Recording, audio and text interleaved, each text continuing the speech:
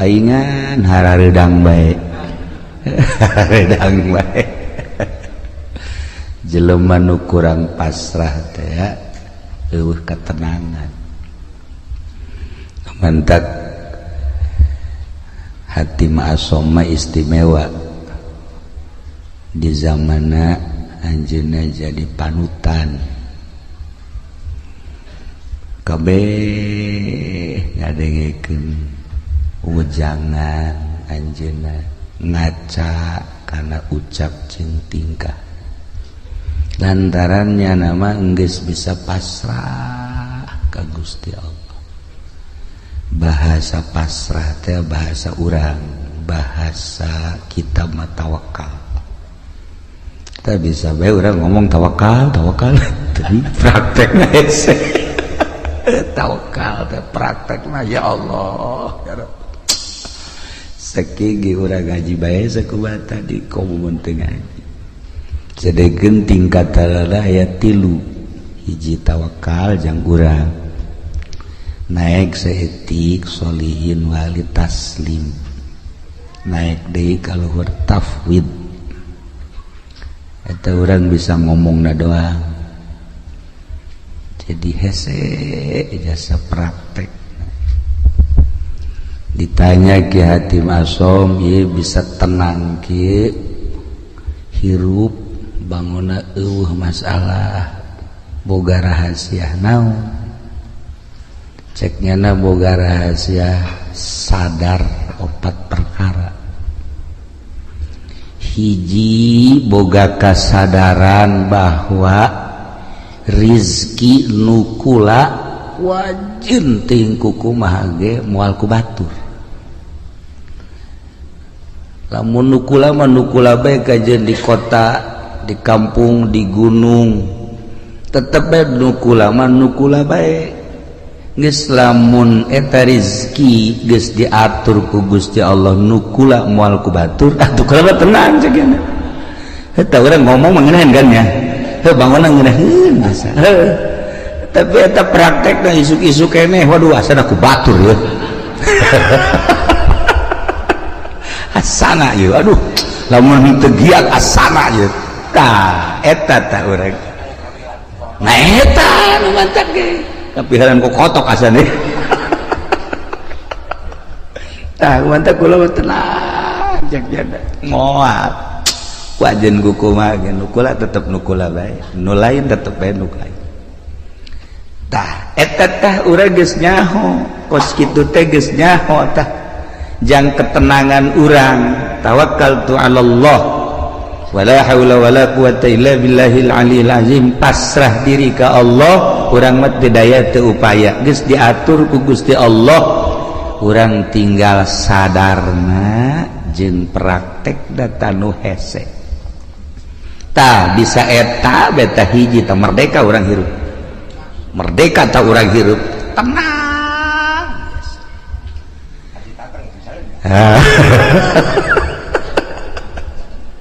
modalan ku urang puluhan juta ratusan juta lai urang eueuh bagianana lain nambahan dan hutang jadi modalan ku urang airi bagian urang mah araraya bae contoh geus ambalaya tah tinggal kasadaranana nu encan aya di urang neangan ilmu sadar ieu lah nu hese jang nyadarkeun diri urang supaya urang bener-bener tawakkaltu 'alallah ya Allah tayatalah Hatim Asom hebat ditanya deui nomor kadua tina opat naon nomor kadua tina opat sadar bahwa perbuatan-perbuatan amal-amal nu dititah ku Allah moal bisa digantian ku batur kulantaran teu bisa digantian ku batur kula mah wayah beramal mah beramal ku wajib ku kumaha geus sebab ieu mah bagian kula moal kaganggu wayah maca Quran wayah maca sholawat wayah tahajud wayah salat duha komo eta mah salat anu 5 waktu mah kemudian puasa kewajiban haji pokoknya moal bisa diganggu sebab amal perbuatan teu bisa digantian ku batur kurang mah ya kurang salat duha bae salat duha ulah-ulah 8 rakaat 4 rakaat baheula 2 aya bae tanu ngajak bisnis tuh mah seri bae eleh taku bisnis tah ji ieu urang berangkat ye non lantaran aduh ieu mah gede ieu keuntunganana ieu coba deuk salat duha teh jadi teu bisa digantian teh padahal mah salat duha tah tungtung nama bisnis ngajejas salat duha henteu tah eta urang teu bisa teh istiqomah badak cek hati masuk iya tuh kula mah wayah beramal sebab ieu teu bisa digantian kudu sejer cek ayo bae ya Allah ya Rabbi da mentak ayalah nyana ngabogaan hizib hatim iyalah kaistiqomahan kula ceknya sebab yakin amal teu bisa digantian ku batur salila hirup kula moal lila hirup di alam dunia rugi lamun kula haju ninggalkeun beramal Masya Allah ieu jang kelas biasa ieu mah sebenarnya ieu mah jang kelas orang Pasir Gadung jang kelas Pasir Gadung ieu mah kelas biasa-biasa. Ya Allah ya Rabbi taraweh bage urang mah eueuh tidalan taraweh 10 menit selesai di mana eta Pasir Gadung 10 menit selesai malah mah aya memeh Isa tarawehna memeh Isa itu na batur taraweh urang mah ngarokok goblok teh coba tah ieu beramal teh urang lalawora aja dipigawai ku dipegawena cantang tu jadi amal ya Allah ya Rabbi tah ieu nu kadua katilu naon nu katilu sadar bahwa maut eta bakal datang jeung datangna teh yang ngadadak henteu pernah aya surat heula kepada yang terhormat Lurah Miskar seminggu yang akan datang engkau akan dicabut dan ngeunang geus kitu mah tah atuh henteu Lurah Miskarna keur di showroom paeh yes urang ngadenge nu maot di masjid keur sujud senang urang nu maot keur tahlil senang urang maot keur maca Quran masyaallah maot keur ibadah zikir ya Allah ya Rabb maot keur itikaf masyaallah dan ieu mah keur di hotel masyaallah di anu osok mandi aya uapan teh naon teh urang misal ngaranna ulah seuri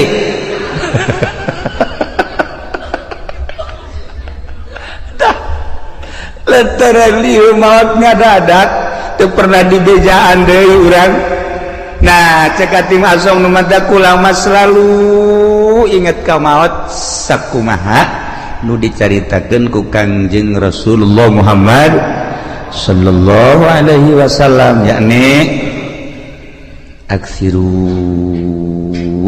min zikri hazimil lazat lobakeun eling kanu megatkeun kana kanikmatan kalimat paeh kula mah terus bae sakena inget ka paeh teh terus bae inget ka paeh inget ka alam barzah inget ka akhirat inget ka bakal dihisab inget ka bakal kapanggih jeung Gusti Allah Masya Allah tah ieu nu mantak urang haju daek ka tadi ka mana ka pantai cerita gitu kan nah eta kan poho ka paeh haju segala ka mana di lebaran coba bejakeun ka mana tuh solear tuh ngakurkeun beungeut sama jeung Zainuddin tah jeung pendi ka ditu eta kan ngaranna poho ka paeh eta geus kitu ya Allah ya Rabbi kasep-kasep urang diakur-akurkeun jeung solear Masya Allah lamun tadi ayat anu dibaca ayat khauf eta teh diawalina ge ku ya ayyuhan nasu taqu rabbakum hei manusia sing sarieun maneh ka Allah dititah urang sieun ka Allah dititah sieun ka Allah lamun urang geus boga sieun bae ka Allah aman belajar sieun teh ka Allah teh kudu belajar sebab lamun teu belajar moal bisa belajar tentu belajar teh kudu aya guru abeh bisa saenggeus bisa abeh jadi adat atas sieun teh ulah kamari sieun wayang teh bulan kamari mah aya teh sieun barang lebaran mah eueuh di bulan Ramadan mah aya ngerenjed sieun ka Allah barang lebaran oh Masya Allah manggi awewe make calanana sakieu tadi dongeng ka kula dongeng jelema dongeng aya jelema ceritana bulan puasa teh tarawih hebat maca Quran hebat barang lebaran pan nyana teh anu kuari ngojek teh naon kadang-kadang ngojek teh naon Grab manggi sewana Cina marake sakieu ji cek ada iya aing urut kamari bulan puasa tapi manggi sewa kos ilah cek teh jadi tukang ieu nya jadi tumpakeun ku nyana dua dirempet dua dirempet aju nyedak cek nyada teh cek jangan ke depan atuh cek jangan nempel tuh enggak enak cek aju nempel itu gojek tolol cek nyana teh nidahin jasa jadi ping-pingna putih nah kadieu teh beres dianterkeun ku nyana ka perumahan barang di perumahan aya dieu telepon sabang sakene kos kitu deh jadi itu bulak-balik teh boga sewana ka beneran kos kitu meureun da mah gogodan ti Gusti atuh meureun gogodan ka ti Gusti ya Allah ya Rabbi kapeutingkeun mah make sempak doang jak nya ieu sararial jasa jak nya sewa aing kudu kos kieu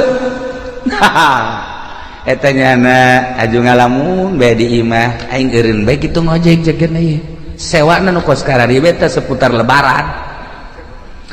lebaran teh bu kamari mah aing cenah tarawih maca Quran aya ngerenjed tasieun ka Allah barang boga sewa kos kitu dibere nomor SMS kalau bapak butuh nih nomor saya sial jakeun ieu nang tangan kieu jakeun tah ieu lah ngerenyed sieun teh lamun encan dipelajari ku urang bakal leeh bae sieun teh lamun ku urang teu dibisakeun bakal eleh bae sieun teh lamun ku urang teu diadatkeun atuh eleh bae cacak-cacak urang ye urang nu sok ngaraji bae sieun ku urang ka Allah buktina ngeridit ya terus bae bang aja terus bae ya urang dulu awewe atau kira-kira gelis aja telok kicep terus baik berarti kan sieun teh malah hook da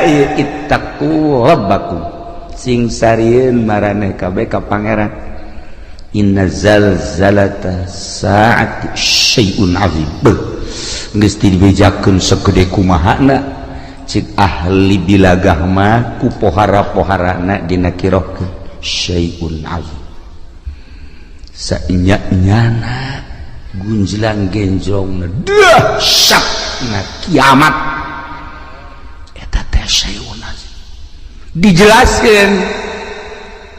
dijelaskeun kabla dituna tazhalu kullu murdiatin amma arda'at yauma tarawnaha anjeun bakal neuleuh jeula di poe kiamat eta jelema anu nyusuan pohok anak di mana indung pohok anak moal aya tetapi ieu mah dilucuteun bae ku dahsyat-dahsyatna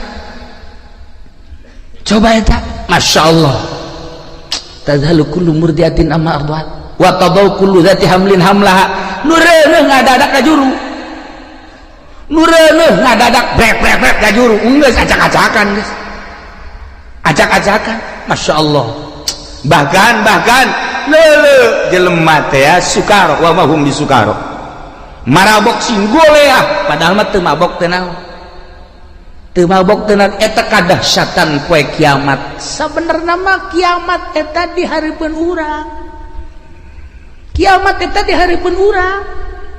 Di hareupeun urang teh kiamat kubro engke kiamat sugro hae. Nu tadi dicaritakeun teh. Maut, emang maut kumaha gitu? Dedeuleun nu ieu teh pan dirobah. Lah.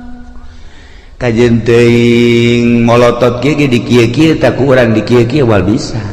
Dirobah ku Allah dedeuleunana teh. Misalna urang misar maot teh. Misalnya molotot nyana. Tah, neuleun nu kamari ngabonceng si Mbak teh. Araya tadi dinya. Kadeuleu oh. Iya cak urang misar teh ngajurus ka neraka jahanam kadeuleu. Tah, nu kamari teh ngabohong teh kadeuleu. Nu kamari teh nipu teh kadeuleu. Nu kamari naon deui urang misar coba sebutan buat kadareuleu tah amal-amal urang anu bakal ngadorong urang ka neraka, amal urang nu bakal ngadorong ka sorga eta teh dibuktikeun eta teh lain teh dahsyat syai'un azim. Inna zalzalatas saati syai'un azim. Masyaallah ya Rabb. Ditungtungna nu mentak awalna ge tadi teh walakinnallaha dan ya ayyuhan nasu taqu rabbakum horenganan walakinna azaballahi syadid siksa Allah wahar. Sakira-kira urang dideuleukeun ka siksa Allah setik bae cara neuleuna Kangjeng Nabi moal bisa seuri-seuri acan cek Kangjeng Nabi. Niscaya maneh careurik bae. Tapi urang mah pan ieu tenang-tenang bae nya. Urang mah kalem-kalem bae, biasa bae. Deres nu ngora keneh mah ieu nu geus karorot ge biasa bae. Nu geus karorot malah main HP. Boga HP na ge 3 pan. Boga HP na ge 3. Tenang, da asup ka kamar teh lain nasbeh ngeuleuan WA-an.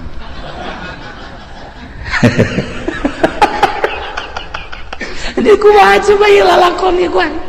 Ini kumaha coba lalakon duaan, masyaallah karim.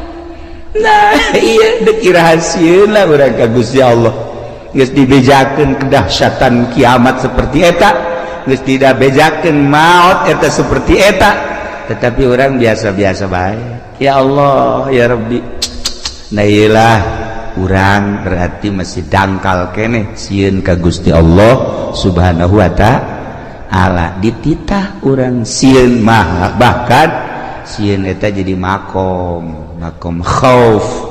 Lamun geus sieun jadi makom kabelah dituna ciri jelema anu geus sieun ka Allah haju sieunna jadi makom sanajan teu sare teu tunduk. Cirina kitu bae tah.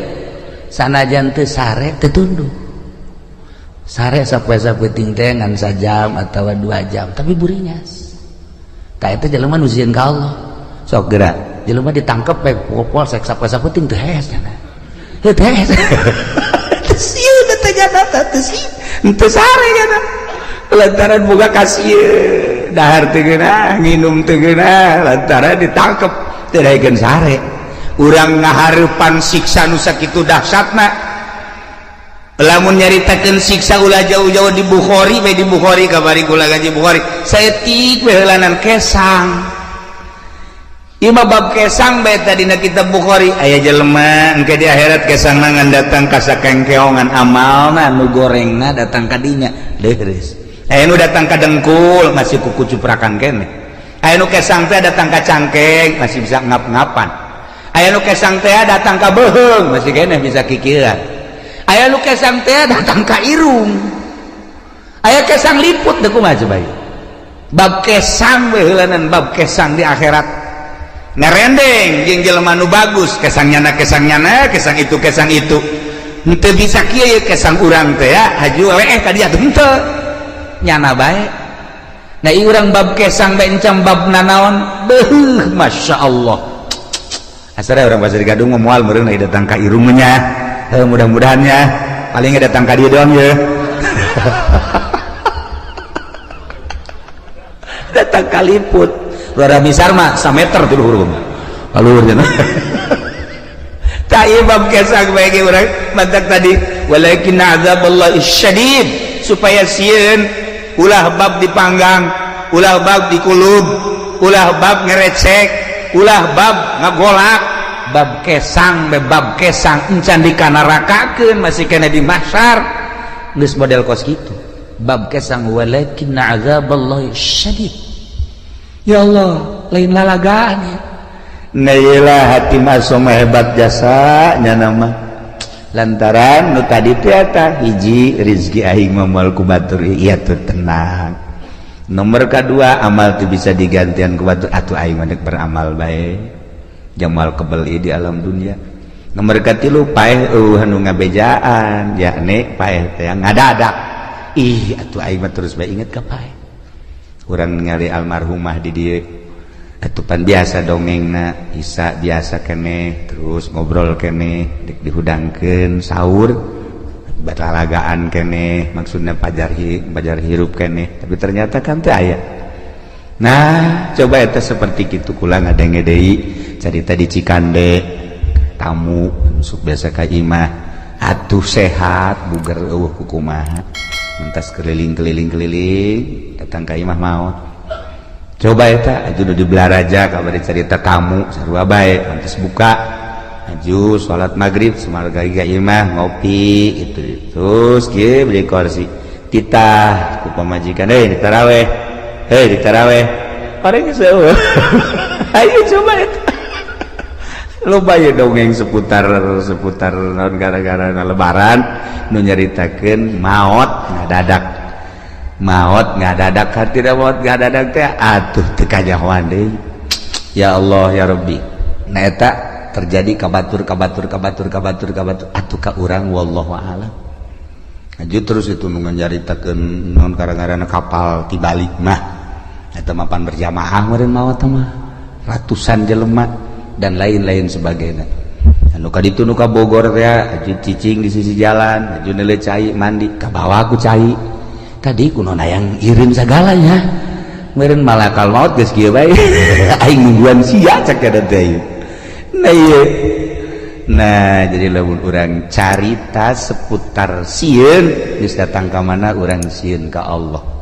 Geus datang ka mana mentek carita Al-Qur'an nikmat ku urang faman zuhziha 'anil nar wa udkhilal jannata faqad faz wa bal hayatud dunya illa mata'ul ghurur. Jelema nu bisa ngajauhan neraka aju diasupkeun ka sorga, jauh tina neraka aju asup ka sorga etalah nu bahagia. Usahakeun ku urang ngajauhan tina neraka berarti larangan-larangan ti Gusti Allah ku urang jauhan, perintah-perintah Allah laksanakeun.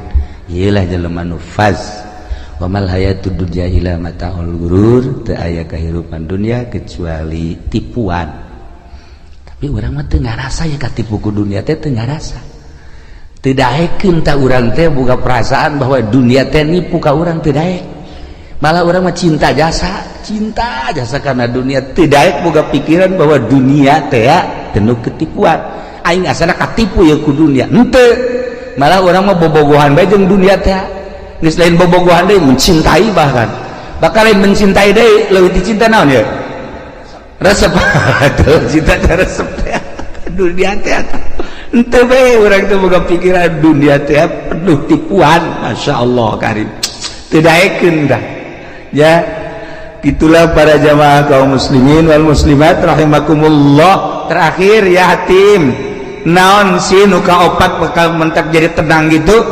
Nu kaopat boga perasaan sadar sasadar-sadarna bahwa Allah teh neuleukeun bae ka kula teu pernah sadetik henteu neuleukeun ka kula. Etalah cek hatim asom anu kula terus-terusan ibadah ka Gusti Allah, berbakti ka Gusti Allah, datang ka boga perasaan diri kula sorangan eueuh kusebab terus bae dideuleukeun ku Gusti Allah. Teu pernah teu asa teu kadeuleuh Gusti Allah teh, jeung teu pernah asa teu dideuleukeun ku Gusti Allah. Nah lamun urang bisa nopat perkara geus bakal bahagia. Urang bisa nopat perkara tadi urang bakal sorga. Hiji sadar bahwa rezeki nu urang moal ku batur tenangkeun diri urang. Kitu cenah kiai ulah usaha saha mun eta ulah usaha. Usaha mah usaha ke sia ayeuna ngawarung eureun tani eureun karena dia becak pemajikan kapan teu warung lah tu deui urang ieu ayo mentu bae asana mal kebal pamajikan balik atuh usaha bantak ieu mah kelas urang tawakal kelas urang usaha ngan pasrahkeun ka Gusti Allah ya usaha naga dititah ku Allah urang boga tanaga nu Allah segala rupa diatur ku Allah usahana make aturan Allah jeung lain usahana nu diulah ta'alluqna cumantel kana dunyana nu ulah mah adapun usahana mah jeung kebutuhan urang jeung kebutuhan pamajikan jeung keluarga atuh dititah ngan aya aturanana make syariat ngaranna ieulah tawakal ieulah nu kitu ngaranna tawakal. Ketika Kangjeng Nabi nyaritakeun tawakal sahabat ngadengikeun bae kieu jahe ka harti ta ku sahabat hiji mangsa sahabat dagang make onta sageus dagang kana onta ka pasar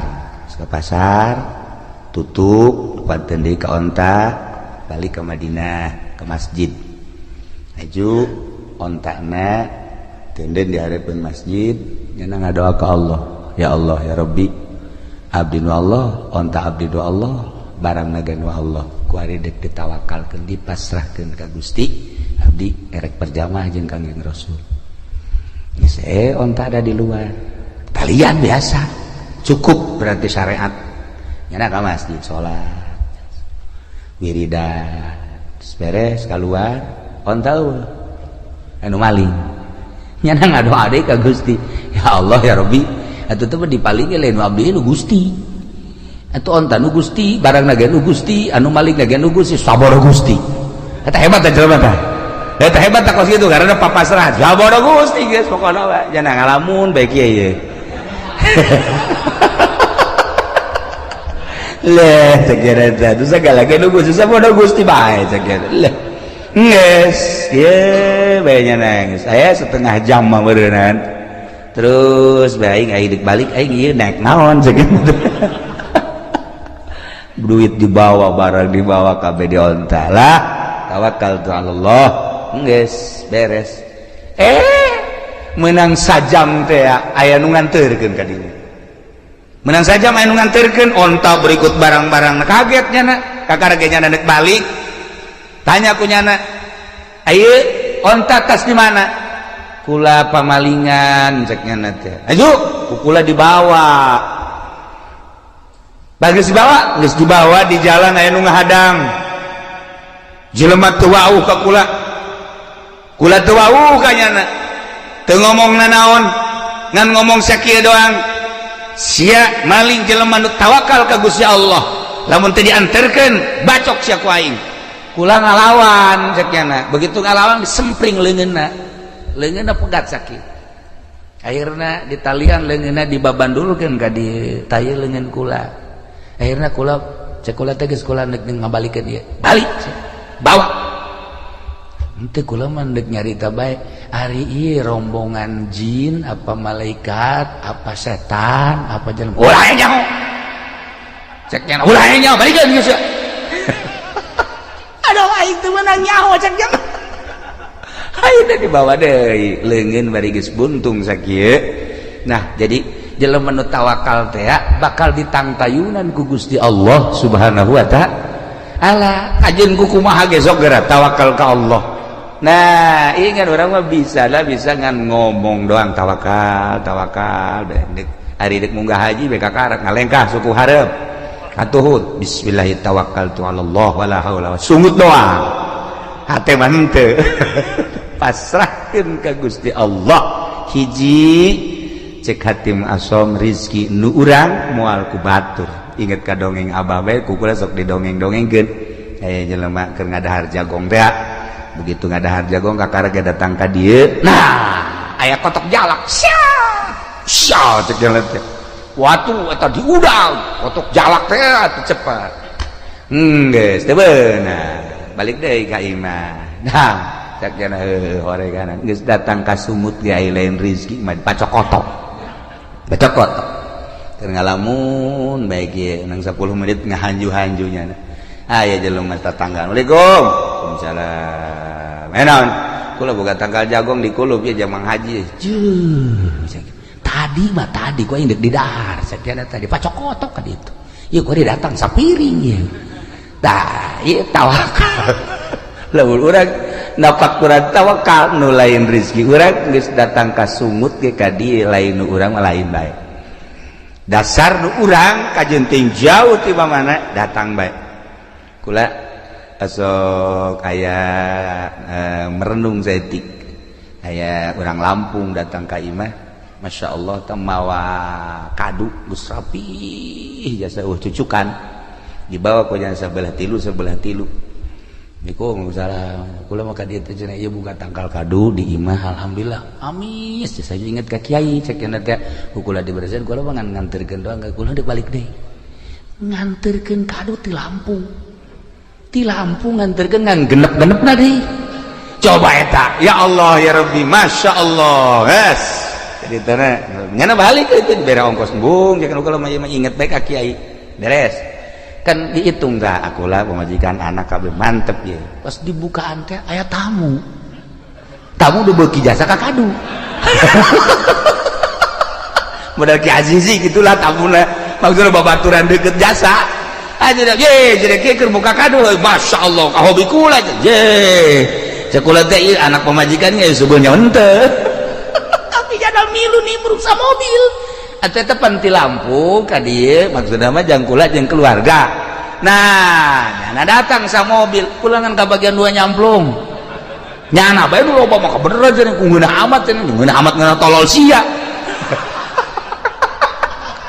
tapi kulantaran rizkina beureunanan Masya Allah atuh masalah rezekinya anak nah kos itulah Allah ngatur lamun ku urang di tapakuran pohara jasa di Lampung datang yang kula jol dibelah teh aya tamu anu akrab jasa tamuna barengan ngadahar siring sanyamplung Allah ngatur seperti eta ulah boga pikiran kieu mun ulah waka dibuka mah seubeuh meureun ulah boga pikiran gos kitu lantaran memang geus rezekinya anak nah lamun urang pasrah bahwa rezeki urang moal ku batur nu batur moal ku urang tenang. 2 amal mal bisa digantian ku batur anak itu urang kudu sigreg 3 maot eueuh nu ngabejaan ngada-ada kabeh ge maot mah dek datang nomor ka 3 Allah deuleukeun bae ka urang sadetik teu pernah teu deuleukeun bahasana ge laisa baini wa bainaka bainun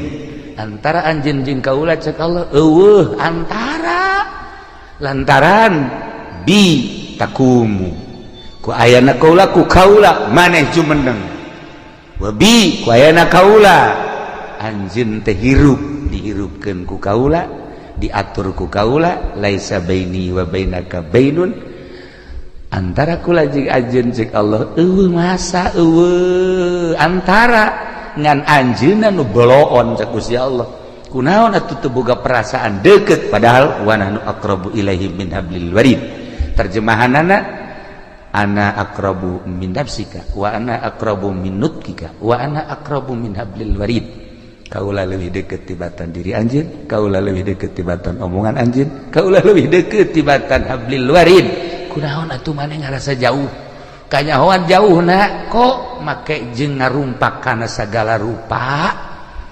larangan-larangan kaula nu haram nu syubhat din sajabana berarti anjeun teu asa diperhatikeun ku kaula kalayan inayah ti Gusti Allah alhamdulillah malam ieu khususna simkuring umumna urang sadayana kempal di tempat dina raraga anu parantos dicatet ku para malaikat raraga takziman wa takriman ngamulyakeun ngagungkeun kana dilahirkeunna jungjunan alam Kangjeng Nabi urang Kangjeng Nabi Muhammad sallallahu alaihi wasallam nu malah mandar urang kenging syafaat mudah-mudahan nu kumpul di dieu khususna urang kejaga di akhirat disyafaatan ku Kangjeng Nabi urang Kangjeng Nabi Muhammad sallallahu alaihi wasallam. Simkuring ngahaja datang ka dieu malam ieu motifna dua. Nomor kahiji ngalayad ka RT Jiman kulantaran RT Jiman teh deket jeung Simkuring terutama pemajikanna sia Mas Euri deui deket teh lain naon sok pajar bogoh deh lain jadi jadi tukang urut jadi deket alhamdulillah hubungan bilateral ngurut nah alhamdulillahirabbil alamin malam ieu Simkuring ngahaja takziah ke RT Jiman kurang bacakeun Fatihah ka anjeunna ila hadrati ruhi RT Jiman al-Fatihah. Bismillahirrahmanirrahim. Alhamdulillahirabbil alamin arrahmanir rahim maliki yaumiddin. Iyyaka na'budu wa iyyaka nasta'in ihdinas siratal mustaqim. Shiratal ladzina an'amta 'alaihim ghairil maghdubi 'alaihim waladdallin.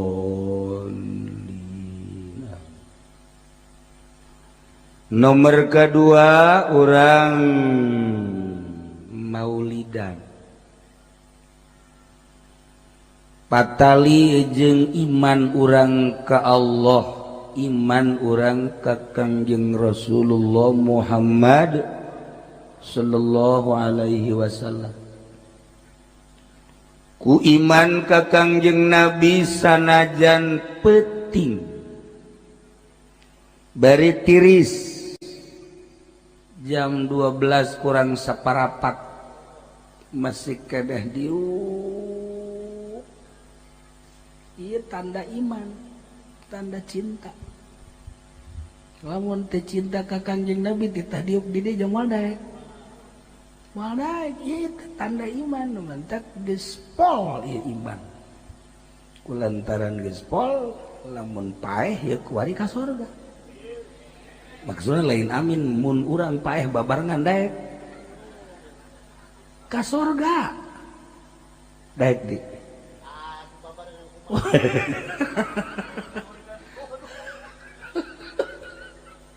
kuari bagieu dibere umur 5 tahun deui tapi can karuhan ka surgana jeung kuari mun paeh ka surga daekan kuari teh daekan ke Jibat, saya nggak jawabnya. Dek daun tuh panjang-panjang umur. Maksudnya hayang naon? Tuh kan. Kangjeng Nabi diciptakan ku Gusti Allah.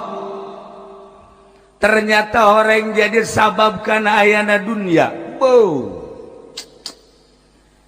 Cek Gusti Allah laulaka lama khalaqatul aflak lamun teu aya anjeun Muhammad lamun teu aya anjeun Muhammad kula moal nyieun jagat raya mun eueuh Kangjeng Nabi moal aya Haji Rusdi mun eueuh Kangjeng Nabi moal aya Haji Adang mun eueuh Haji Rusdi moal aya Bijam Sinah Bijam Sinah tah ieu kusabab ayah Kangjeng Nabi ayalah langit ayalah bumi ayalah urang nu paling indah ayah sorga jeung ayah neraka justru Kangjeng Nabi diutus ke alam dunia teh inna arsalnaka syahidan wa mubasysyiran wa nadhira wa da'iyan ilallah wa sirajan munira wa da'iyan ilallah biidni wasirajam munir. Bu mantep. Teu wauh jeung Kangjeng Nabina jarakna ge jauh ke Madinah. Teu wauh ka Kangjeng Nabi Kangjeng Nabi mah mulia urang mah hina. Tapi sinar Kangjeng Nabi ya Allah, ieu nyorot ieu ka lembur ieu. Ieu kasorot, Masya Allah. Cek kula ieu karasep ieu. Karasep ieu garelis. Malam ieu balik mah jarore deui. Jarore ieu sabab ieu bakal sorot ku sinar Kangjeng Nabi malam ieu jadi geulis. Tadi kita ditanya awe dangtum di ditu caka jerus di geulis amat. Asli mah jore di. Lantaran kasorot ku sinar Kangjeng Nabi jadi gelis. Nah malam iya banget ya sebenarnya mah banget asli apa lain sih. Jadi kadang karucem kieu ya bangsa banget kredit ka jeung mah. Tah iya. Ya, tapi kasorot ku sinar Kangjeng Nabi kan tadi dibaca anta syamsun, anta badrun, anta nurun fauqa nurin, anta iksiru wa ghalli, anta misbahus sudur. Anta syamsun Gusti anjeun teh wahai Muhammad bagaikan matahari pohara. Anta badrun bagaikan bulan. Kangjeng Nabi na secara zahir geus teu aya tapi sinar Kangjeng Nabi na nyorot ka dieu. Oh jadi cararaan caang ku lampu caang ku iman caang kadeuleuh lah jelema sinar Kangjeng Nabi mah ulah sambarangan gagah bedas da ieu teh urang berkat sinar Kangjeng Nabi anu nyorot ka lembur ieu khususna nyorot ka dada urang diuk simpul mengharapkan syafaat Kangjeng Nabi urang Kangjeng Nabi Muhammad sallallahu alaihi wasallam. Kangjeng Nabi dilahirkan ke alam dunia dibawa ku malaikat. Malaikat teh mawa Kangjeng Nabi diais ku malaikat dibawa ti basri ka magrib dibejakeun hadza malihul kaun hadza Muhammadu ialah Muhammad anu jadi keistimewaan, anu jadi keindahan, anu jadi harapan manusia. Eta teh ku malaikat dibawa ternyata orang malaikat eta mampir di lembur ieu. Baheula teh mampir di dieu malaikat. Dibejakeun heuy Haji Jamsinah. Bijam sinah jadi haji tancan. Encan. Bijam sinah, ye hadza malihul kaun wa hadza Muhammadu. Diterima ke orang di alhamdulillah ieu urang teh berkat malaikat baheula transit di kampung Cilongok di dieu kuari karasakan ku urang Masya Allah ieu berkat sinar Kangjeng Nabi urang Kangjeng Nabi Muhammad sallallahu alaihi wasallam sakicep malaikat tiba sri ka magrib ngabejakeun bahwa ieu teh malihul kaun ieu teh hadza Muhammadu boga kaistimewaan Kangjeng Nabi teh diturunkeun ke alam dunia neuk ngaroba sesembahan nu tatadina sesembahan teh ka batu tatadina sesembahan teh ka kayu tatadina sesembahan teh ka makhluk tatadina sesembahan teh kana material nah dirubah ku Kangjeng Nabi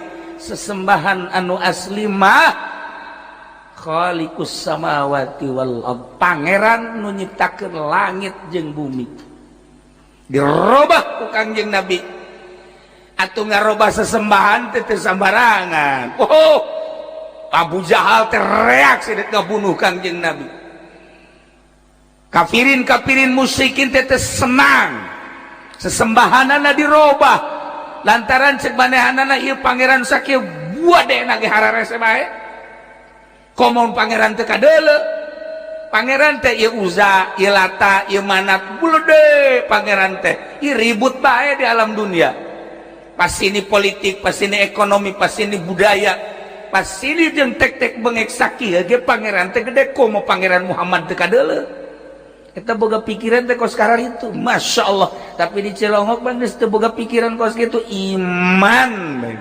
Iyalah hebatna urang. Langsung iman bae. Allah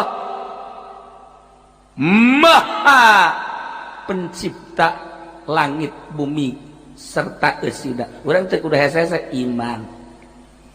Kanjeng Nabi teh diangkat jadi rasul. Utusan Allah, Nabi nu diangkat jadi Rasulullah. Urang mah teh hese deui iman. Mata lamun di akhirat teh ka surga mah nya. Ka surga urang waladaran iman ka Allah, iman ka Kanjeng Rasulullah Muhammad sallallahu alaihi wasallam. Nah iyalah Kanjeng Nabi dakwah di zaman Kanjeng tepikeun ka ayeuna teu eureun-eureun, dilanjut ku para sahabat, ku para tabiin, ku atbat tabiin, dilanjut ku para ulama-ulama. Alhamdulillah tepi ka ayeuna. Mantak sing hade iman urang ka Kanjeng Nabi, sing hade pelakeun di jero hate, bukakeun hatena teh mun aya peso mah sesuaikeun heula ya. Jeung iman asupkeun ka dieu teh, ka tutupkeun deui. Mun kan mantep. Jadi ulah pudar iman teh di jero ieu. Ya Allah ya Rabbi. Nah, ieu Kangjeng Nabi diutus ka alam dunia jadi rasul, diangkat ku Gusti Allah, ngabogaan mukjizat anu nomor kahijina mah Al-Qur'anul Karim. Geus lamun urang talar Quran berarti eta geus lain jelema leutik. Atawa ulah saquran lah loba teuing saquran mah. Yasin lah Yasin. Lain jelema sambarangan. Udah cenah Kiai Yasin mah panjang teuing, tabarok atuh. Tabarok cenah panjang teuing Kiai teh mah. Amaya tasaalun eta deui cenah carang. Geus atuh sabihis. Sabihis cenah panjang teuing kieu. Ieu mah udah nu talar rasana ieu. Talar. Nah, ieu beta kulhu. Nah, ieu kulhu lain sabarang eta mukjizat. Kulhu teh mukjizat geus lamun urang talar kulhu eta bae dibulak-balik. Lamun urang maca kulhu dibulak-balik ulah loba-loba 200.000 bae. Tuh sia mah jubeu bae. Maca Quran mah kulhu. Baca kulhu 200.000 haram ka neraka. Atakah ngaranna? Bentak siapkeun tasbihna. Asal peting jam 12 hudang mandi wudu salat langsung baca kulhu datang ke subuh. Ngomong doang ye menang 3 heuh aya bae 200.000 jelema nu maca kulhu menang 200.000 saumur hirup moal ka neraka. Nah bantak oleh-olehna urang malam ieu nya malam ieu ibu oleh-olehna bapak geus bae maca kulhu salila hirup 200.000. Catet sapeting misalnya menang 50 catet di lawang 50 keisukan 50 keisukan deui turun lantaran tunduh 20 itu karak 120 malam ka-4 tunduh 10 asana jangka paeh mah teu anggeus mah 200.000 haram ka neraka. Ya Allah ya Rabbi. Jadi sanajan ka neraka moal panas. Itu mah gara reheng kabeh. Anu sejen mah gara reheng. Haji Rusdi mah basa we di jadinya mah di neraka ge nasbeh bae. Kieu belain amin heuh. Di neraka ge nasbeh. Tiis ditaranya ku di kunaon sih bisa jadi tiis ge berkat di dunia maca kulhu 200.000 jadi teu panas deuk ngabuktikeun bahwa neraka teh seuneuna eleh ku kulhu 200.000. Masya Allah geus jeung urang Cilongok mah teu kudu salat maca kulhu bae 200.000 terus ulah salat ulah naon kulhu bae itu salah goblok. Tetep salat dan baca kulhu 200.000. Nah kuari diliatan di jero hatena oh hendeuk baca kulhu 200.000 tulis tadi lawang. Cilongok ge loba tulisan-tulisan kan hutang. Tulisan hutang. Iya buat tulisan baca kulhu. Ya Allah ya Rabbi mantep. Guys oleh-oleh muludan kuari urang siapkeun tasbih siapkan rencana di jero hate salila hirup urang maca kulhu sabaraha lobana 200.000 lah saeutik 200.000 saeutik 200.000 mah tapi coba ge laksanakeun Bismillahirrahmanirrahim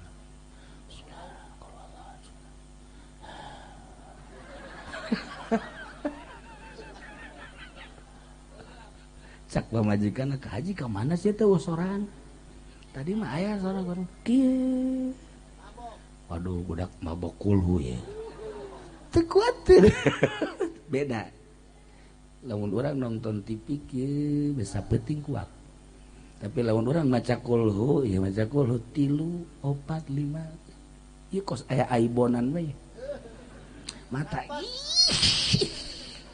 heuh beda waca kulhu sebab lawan dumantek teu kuat naon kulhu teh wahyu diturunkeunna ge teu sambarangan dibaca ku urang anu daharna ge sambarangan nginungna sambarangan teu kuat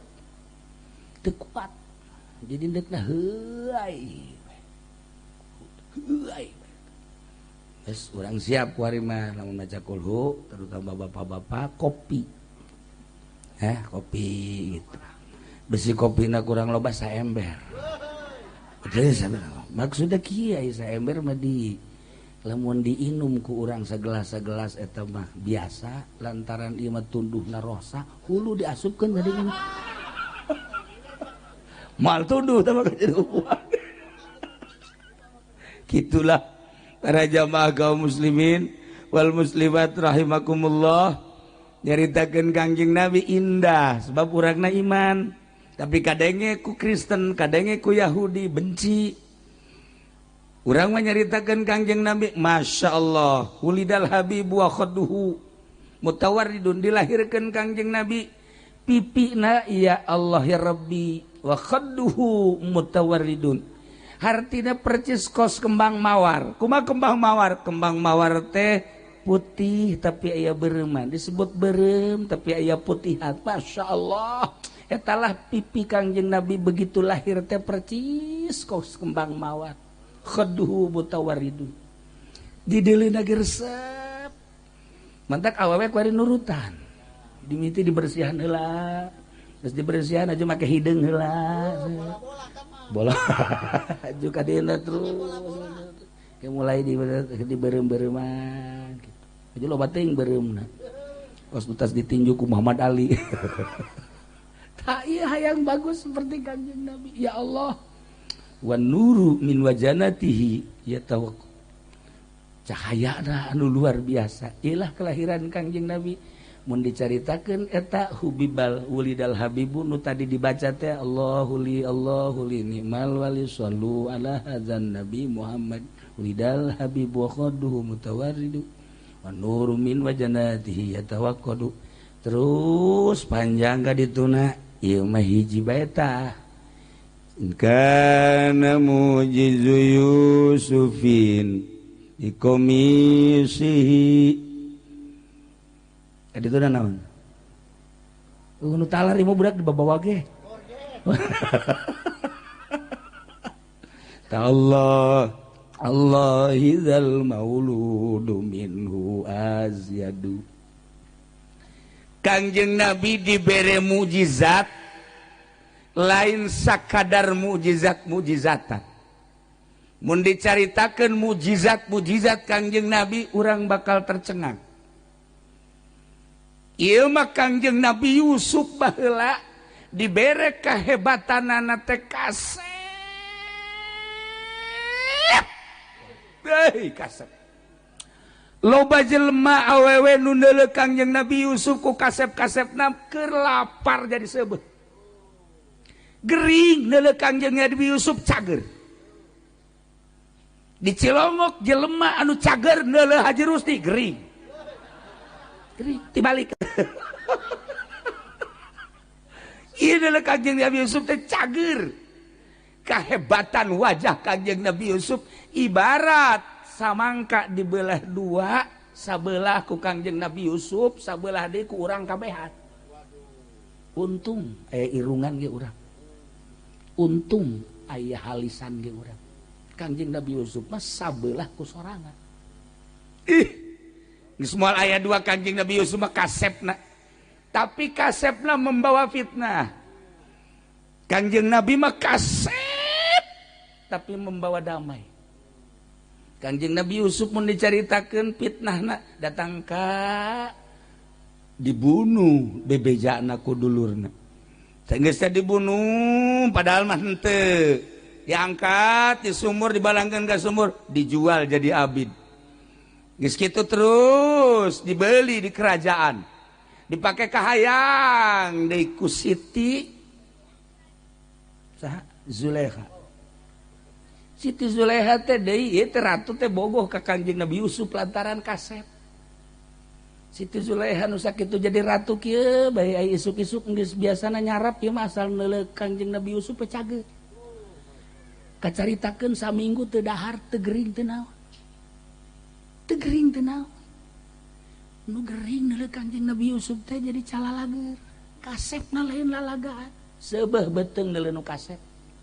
Pokos urang neuleun nu geulis. Keur gering panas neuleun nu geulis cager. Covid neuleun nu geulis cager. Cager. Tapi lamun urang cager neuleun hajeru si Covid. Dibalik. Iya beda penyakit anyar-anyaran. Iklah Kangjeng Nabi Yusuf.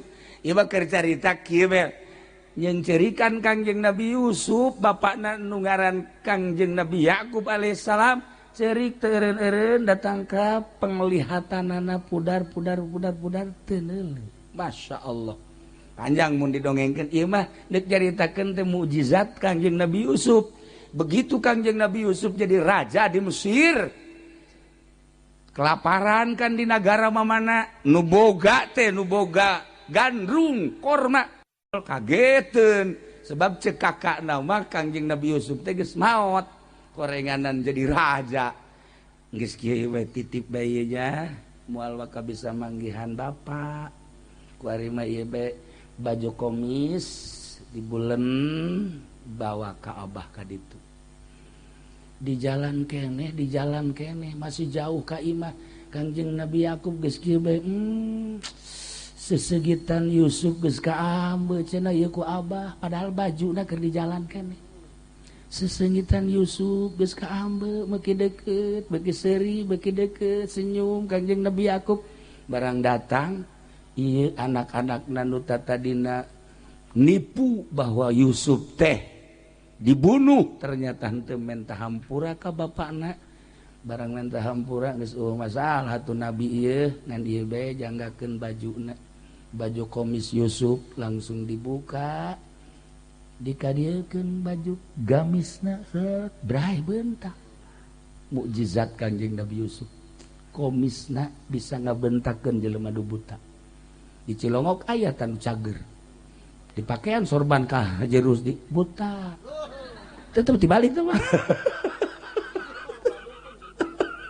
Masya Allah. Nah iyalah inkana mujizu Yusufin bikomisi lamun memang mujizat Kangjeng Nabi Yusuf kok komisna Masya Allah tallahi demi Allah zal mauludu ieu orok yakni Kangjeng Nabi Muhammad dilahirkan minhu azyadu leuwih tibatan mukjizat nu dibikeun ka Kangjeng Nabi Yusuf alaihis salam. Urang nyaritakeun mukjizat Kangjeng Nabi ya Allah ya Rabbi. Pohara di antarana ye Raja Habib ngiriman hadiah tiaman dipuatkeun kana onta diiring ku penggawa-penggawan datang ke Mekah kapanggih jeung anak buah Abu Jahal cik anak buah Abu Jahal ieu rombongan ti mana Yaman rombongan ti Yaman ti mana ti kerajaan Raja Habib ieu mawa naon mawa hadiah jang saha ieu jang Muhammad Rasulullah hei di Mekah mah nu tenar we lain Muhammad ya bos kula saha Abu Jahal geus ieu bilukeun bae bilukeun ulah jang Muhammad jang Abu Jahal bae. Ih, kula mah dititah lagi ieu teh tuh ti ditu teh jang Muhammad teu bisa. Mekah mah nu ngageugeuh Mekah, kepala suku Mekah Abu Jahal, bilukeun jang Abu Jahal bae. Teu bisa cek bener ieu mah jang Muhammad bae, ribut. Sageuna ribut, Abu Jahal dipanggil. Abu Jahal ngomong, "Ieu di mana?" "Di Yaman." "Ti saha?" "Kiriman Raja Habib." "Jang saha?" "Jang Muhammad." "Ye. Ieu ngaranna Abu Jahal nu ngageugeuh Mekah." "Enggeus ieu mah jang kula teu bisa." Cek anu ngirim, cek nu dikiriman tetep ieu mah jang Muhammad bae. Ayeuna ribut, sanggeus teh ribut utusan Kangjeng Nabi datang ka dinya. "Kuari mah kieu bae." Cek Kangjeng Nabi ulah hese-hese isuk urang kumpul kabeh engke urang tanya onta lamun eta onta ngomong na jang Abu Jahal los jang Abu Jahal tapi lamun eta onta ngomong jang Muhammad berarti jang kula. Siap dah Abu Jahal? Siap. Isuk urang kumpul hadiran ku seluruh Arab, seluruh orang Arab. Jadilah isuk teh kira-kira bangsa jam 8 ieu teh dek nanya onta. Boh eta Abu Jahal langsung begitu boga perjanjian kitu langsung datang ke pangeran. "Pangeran, lata wayahna tuh kuari mah ulah cicing bae ngomong." "Ngomong." "Ye ulah ngisin-ngisin Abu Jahal. Coba tuh mere penerangan isuk onta. Mun ditanya ku kula supaya bisa ngomong." "Wai Pangeran Lata, pindah deui nyana Uza. Kula nyembah ka maneh teh ieu teh geus sabaraha taun. Haju diminyakan bae teu eureun-eureun. Malah mah make purupuyan. Geus sagala rupa. Heueuh, ieu geus hayang kue bolu-bolu nu mana ge kan dibikeun. Wayahna isuk mun kula nanya onta, wayahna coba onta supaya ngomong. Pindah deui nyana Manat. Ieu pangeran nu tilu nu mana bae atuh coba. Ulah cara ricing bae atuh cekiana. Ih, ku aing disembah sia cicing bae. Aya nu ngintip goblok da Abu Jahal. Kono nyerekanan pangeran." Jadi Abu Jahal teh minta perlindungan ke pangeranana. Guys, isuk benar-benar kumpul. Dihadiran ku ribuan manusia. Pihak Kangjeng Nabi jeung pihak Abu Jahal. Langsung Abu Jahal dipanggil. "Coba Abu Jahal, onta supaya ngomong nu jelas. Ieu ti kiriman ti mana, kiriman ti mana jeung jang saha. Coba." Abu Jahal langsung ka hareup. Onta kunyana diusapa. Onta dedeh teuing nya.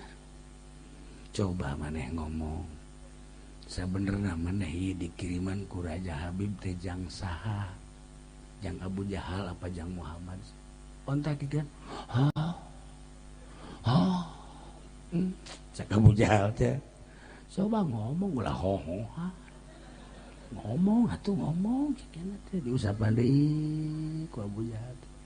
"Wayahna coba ngomong. Maneh teh ieu teh dipuatan hadiah sakieu lobana jang Muhammad apa jang Abu Jahal sih?" "Ieu Abu Jahal ieu teh tokoh Mekah, ieu teh kepala suku Mekah. Wayahna coba ngomong. Coba ngomong." Dihadiran ku kabehan ge nu ngaromong kieu bae ngomong moal di onta, ngomong moal di onta. Besi ngomong doang. Eta onta, ulah hohohan. Ngomong. Terus we diusapan deui di jam 8 datang ke jam 12. Tetep bae malah ke jam 12 mah hampir diseruduk. Abu Jahal hampir diseruduk. Wah. Geus Abu Jahal geus. Bahaya ieu mah. Onta marah ya onta marah. Geus. Kuari bagian Muhammad. Abu Jahal geus kasangan isin luar biasa. Bagian Muhammad Kangjeng Nabi ka hareup. Onta kulan. Cak kabehan teh geus bisa kulan. Ieu maneh ieu titah ka dieu ku saha? Ku Raja Habib ti mana? Yaman. Maksudna ieu babawaan teh naon? Ieu hadiah. Hadiah jang saha? Jang anjeun wahai Muhammad Rasulullah. Ngomong onta. onta ngomong, Masya Allah Karim, karak jelema kabeh kaget lantaran Kangjeng Nabi bisa ngomong jeung onta, ngobrol jeung onta. Haji Rusdi mah awewe ge ditanya teh ngomong, eta kurang hadiah puji eta. Hadiah maka ini roa itu ada asar. Atuh jangan wata danya awewe teh dek ngomong ka onta. Pernah nyana ngomong ngajakan ngobrol ka ucing digegel. Nah iya para jamaah kaum muslimin wal muslimat rahimakumullah, eueuh jalan datangkan teh iman ka Kangjeng Nabi, sebab Kangjeng Nabi ti mimiti dilahirkeunana ge boga kaindahan anu luar biasa, di antarana wajahna berseri-seri, sinarna nembus kaluhur katingali ku balerea. Aya sinar naon sih ieu? Aya sinar naon sih, padahal mah Kangjeng Nabi dilahirkeun sinarna mencuat ka luhur. Aju mujizat-mujizatna di antarana tadi onta bisa diajak ngobrol. Iyalah in kana mujizu Yusufin bi komisi, lamun bae mujizat Kangjeng Nabi Yusuf dengan komisna bisa nyagerkeun mata nu ngaran bapakna. Tallahi demi Allah zal mauludi ieu orok yakni Kangjeng Nabi Muhammad minhu azyadu leuwih tibatan eta. Dibawa ku Kangjeng Nabi hadiah teh, sehingga dibawa ditinggali ku Kangjeng Nabi, Masya Allah ternyata emas segede kieu lain hiji 40 segede kieu. Di samping emas perak deh. Dibawa ku Kangjeng Nabi ka Jabal Abi Kubais. Ku Kangjeng Nabi diburusutkeun da emas. Kitu kene sutra-sutrana. Cek Kangjeng Nabi, wahai emas, wahai perak, wahai pakaian-pakaian sutra, anjeun teh dikirimkeun ti Yaman jang kaula. Kula nampak bunga ku ayan hadiah, tapi kula teu ngabutuhkeun karena emas perak jeung pakaian kos kieu. Ku ayana sakitu ieu mah lain jang pakaian dunia, engke ieu mah di sorga. Maka wayahna wahai emas, wahai perak, wahai sutra, maneh saat ieu keneh berubahlah menjadi kesik-kesik jeung pasir-pasir. Harita keneh prak menjadi pasir. Lamun kanyawan ku Haji Rusdi, ya atuh naonan. Pugu urang mah keusik hayang jadi emas. Ya Allah ya Rabbi, ieu kunaon emas jadi keusik. Teu hayangin Kangjeng Nabi mah.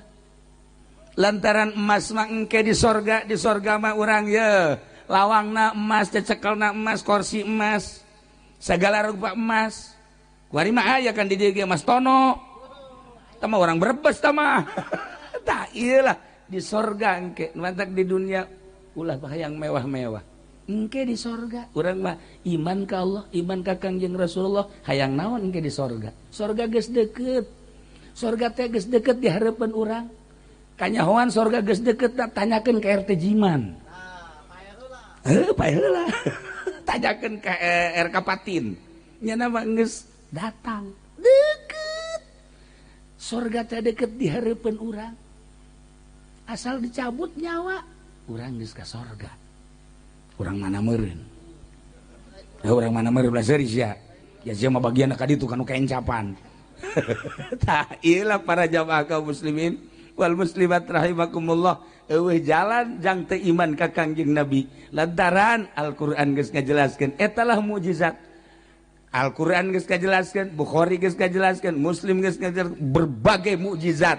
Ke iraha deui kula jaritakeun mujizat tadi nama kan ieuran cenah muludan teh endek naon ngaranna berseri lantaran kulana kurang sehat atuh kurang sehat jadi penggel jadi tengah ieu bagian salah sahiji mukjizat geus jelas mukjizat Kangjeng Nabi teh di antarana bulan belah dua tarurun maca syahadat, kemudian tangkal korma lempang ka hareup maca syahadat balik deui deuk kurang kumaha deui. Masya Allah Karim. Ieu kuari urang diuk di dieu.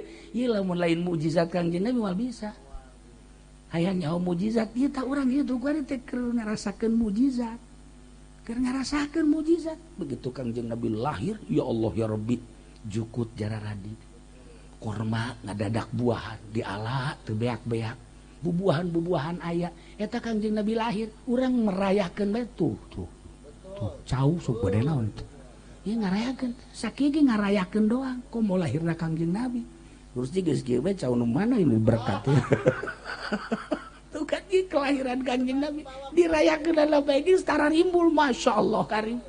Nah iyalah Kangjeng Nabi urang, Kangjeng Nabi Muhammad sallallahu alaihi wasallam ulah kaget lamun di Prancis kuari keur dihina Kangjeng Nabi melalui film-film kartun. Henteu aneh emang Kangjeng Nabi mati baheula kos kitu. Moal kanyahoan gedena lamun eueuh nu ngahina. Kiai moal kanyahoan gedena lamun eueuh nu ngahina. Wali moal kanyahoan walina lamun eueuh nu mencaci maki. Lamun wali kanyahoan gedena setelah dicaci maki, dicaci dimaki dicarekan tetep bae nya nama ka Allah. Moal bendueun wali mah kanu nyaci maki. Geus riweuheun jelema anu nyeungseurikeun ka wali. Geus riweuheun jelema anu mencaci maki, mangga bae disabodokeun, malah dibageuran kara kanyahoan luhurna jelema. Kiai kitu keneh. Mantak lamun aya jadi kiai kakarake jadi kiai doang haju dihina, begitu dihina goblok beureun. Teu nyaho aing kiai mun tolol mun teh. Lain kiai teh mah kos kitu mah jawara. Mantak Haji Umen nyaho jadi kiai nyaho henteu sebenarnya. Nah, lamun dihina cicing jadi kiai mah. Tenang. Ulah ngalawan. Keur dicoba ku Gusti Allah. Sebab naon Kangjeng Nabi na baheula nu ngaran diciduhan mah geus sering. Nu ngaran diomongkeun mah geus sering. Dihina Kangjeng Nabi geus sering. Lamun Kangjeng Nabi na kos kitu, atuh penerus Kangjeng Nabi ge moal teu kitu. Mantak moal aya jelema luhur tanpa dihina heula, hina heula. Geus urang lamun hayang jadi jelema luhur dihina. Malah menta panghinakeun atuh aing. Atuh ulah kos kitu mah. Tah kos kitu mah ngaranna blow on. Nah, iyalah para jamaah kaum muslimin wal muslimat rahimakumullah. Iyalah Kangjeng Nabi urang nu geus dicaci dimaki tegar bae, biasa bae. Henteu bendu kanu nyaci kanu makina. Di antara akhlak Kangjeng Nabi seperti eta sebab Kangjeng Nabi teh diutus ke alam dunia, ieu teh dek nyebarkeun akhlakul karimah. Urang sebagai umatna turutan Kangjeng Nabi, ulah wakaku tatangga, ulah wakaku batur, urang saimah bae pasti pamajikan urang nyarekan ka urang kan. Tah urang lamun dicarekan ku pamajikan, geus urang ingat ka Kangjeng Nabi bae. Geus carekan urang, siap. Dagang henteu, naon henteu, kopi mah lulu, lockdown mah lulu. Dahar hayang ngojeng henteu. Carekan kan urang Cilongok makan bahasana kos kitu tah. Lain Cilongok ieu Cilongok gandu. Cilongok ieu mah lain kitu. Cilongok lain Cilongok ieu mah sopan. Di dieu mah di lembur ieu mah saropan. Bahasana ge masyaallah, urang dicarekan asa dinyanyian bae. Kakak ulah gitu atuh tah ngeunaheun. Kos urang Karawang mah teh mah. Tah lamun dicarekan ku pamajikan ulah ngomong cicing. Cicing we geus inget ka Kangjeng Nabi lah, Kangjeng Nabi ge dicarekan cicing bae. Ke pamajikan akan teu betah. Datang ka cicing bae sia. Ceknya ieu mah lain awewe meureun nya juri ge mah. Cicing di dicarekan ku kumaha ge ulah malah naon engke gejana ge keseleun sorangan. Tah ieu akhlak Kangjeng Nabi wa inna ma bi'us buaitu li utammima makarimal akhlak. Terapkeun heula di imah tangga. Salaki ka pamajikan kudu make akhlak, pamajikan ka salaki make akhlak. Kan geunah.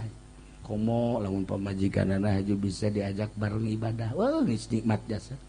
Kurang hudang jam 1 atau jam 2 pamajikanna dihudang keneng. Nah, deuk tahajud teh moal. Oh heuh nya tahajud bareng ka tahajud ka. Mandi bareng, ngala wudu bareng. Oh, kakak jadi imam neng ge bandeu. Nah, Allahu Akbar. Geunaheun berjamaah jeung pamajikan. Ngomong mah dibuktiina mana? Tuh, eta mantak ke sing hade di urang boga pamajikan teh bisa diajak berjamaah. Ulah masing-masing.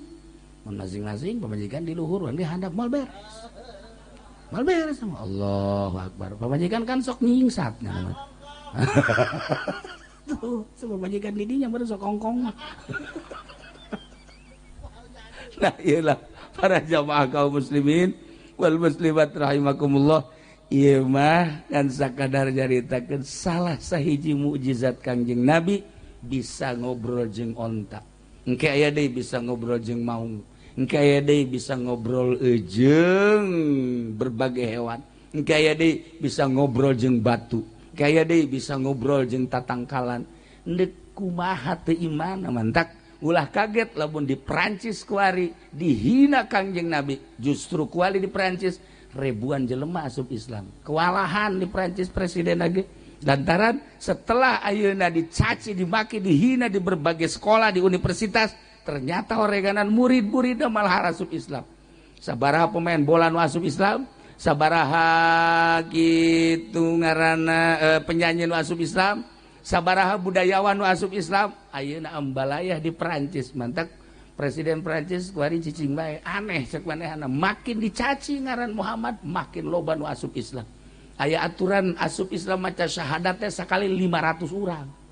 Asup Islam rombongan, Masya Allah karim. Gitu kene di Moskow. Gara-gara seseorang wanita anu make jilbab kemudian diasupkan ke penjara. Disidang deui, tembak. Masya Allah, sebab etalah di Moskow kuari loba nu asup Islam. Ih, begitu dideuleu orang Perancis kan marancung irungna. Umur 17, 18, 20 tahun ngareke jilbab kadi rapi asa hayang ka Perancis. Oh, maksudna lain naon. Eta bae dek survei gitu ka ditu. Atuh kumarancung ngaresep gitu tah. Ya Allah, ya Rabbi. Ningali di Moskow di sarua. Di Soviet marancung arasup Islam. Masya Allah karim. Bahkan aya penyanyi di Amerika, Shirley, eta teh kapan 3 tahun nyana teh silem kabar berita begitu muncul ayeuna ya Allah di publik nyana maca Quran didengekeun ku kabar rapih maca Quran encan kawin di umurna kakarak 23 tahun besi hayang ka ditu ke Amerika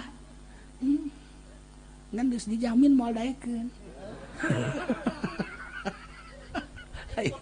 Orang kerja itu seputar dua asup Islam, Masya Allah ya. Nah iyalah naon eta hidayah datang sinar Kangjeng Nabi terus-terusan ulah disangka teh hihiberan kuari Kangjeng Nabi teh cek bahasa sompral nama ieu teh kuari teh urang teh dihadiran ku Kangjeng Nabi dideuleu ku Kangjeng Nabi aya nu nyebut-nyebut ngaran aing cek Kangjeng Nabi ieu di Cilongok coba barang dideuleu oh kadeuleu tuh Haji Adang tuh Rajib tuh tos tadung oh tadi Rajib wah kadenge salemur Cilongok kabeh atuh Masya Allah 2 menit deui pegat asan eta geus bisa mal narik kurode. Nah iyalah para jamaah kaum muslimin wal muslimat rahimakumullah urang sambil hiburan ku cinta ka Allah cinta ka Kangjeng Nabi Muhammad sallallahu alaihi wasallam. Nah ieu mah ala kadar hiji takziah ka RT Jiman, nomor kaduana urang ngagungkeun ka Kangjeng Nabi Muhammad sallallahu alaihi wasallam atawa dibalikeun nomor kahiji nama maulidan nomor kadua nama takziah sakitu bae ala kadar bari heureuyan ge ke urang lanjut deui mun sehat kula malam naon urang malam Senin nya urang lanjut ke nyaritakeun mukjizat nu leuwih hebat deui aya hiji awewe bakalna ieu mukjizatna eta awewe teh gering Masya Allah datang ka leutik awakna. Nah, engke geus diobat tadanon ge teh cager kene bae. Ke bakal dilanjut di ditu. Ieu rame hujanna. Gitulah para jamaahnya dicukupkeun sakieu. Urang ngadoa. Geus cukupkeun sakieu. Aya keneh teh lain maksudna acarana. Eueuh, doa. Allahumma shalli wa sallim ala sayyidina Muhammadin fil awwalin wal akhirin wa barik wa sallim wa radhiyallahu ta'ala an sadatina ashabi sayyidina Rasulillah ajma'in. Ya Allah ya Rabbal Alamin Allahumma arham ummat Sayyidina Muhammad Allahumma ajbur ummat Sayyidina Muhammad Allahumma aslih ummat Sayyidina Muhammad Allahumma farrijan ummat Sayyidina Muhammadin sallallahu alaihi wasallam Allahumma anfa'na bima 'allamtana wa 'allimna ma yanfa'una wa zidna ilman wa yaqinan wa zidna ilman wa yaqinan wa zidna ilman wa yaqinan walhamdulillahi ala kulli hal wa na'udzu billahi min kulli hali ahli an-nar rabbana taqabbal minna innaka antas samiul alim wa tub 'alaina innaka antat tawwabur rahim wa shalli wa sallim ala jami'il anbiya'i wal mursalin walhamdulillahi rabbil alamin. Ingat amanat maca kulhu 200. Wallahul muwaffiq ila aqwamit thariq. Wassalamualaikum warahmatullahi wabarakatuh.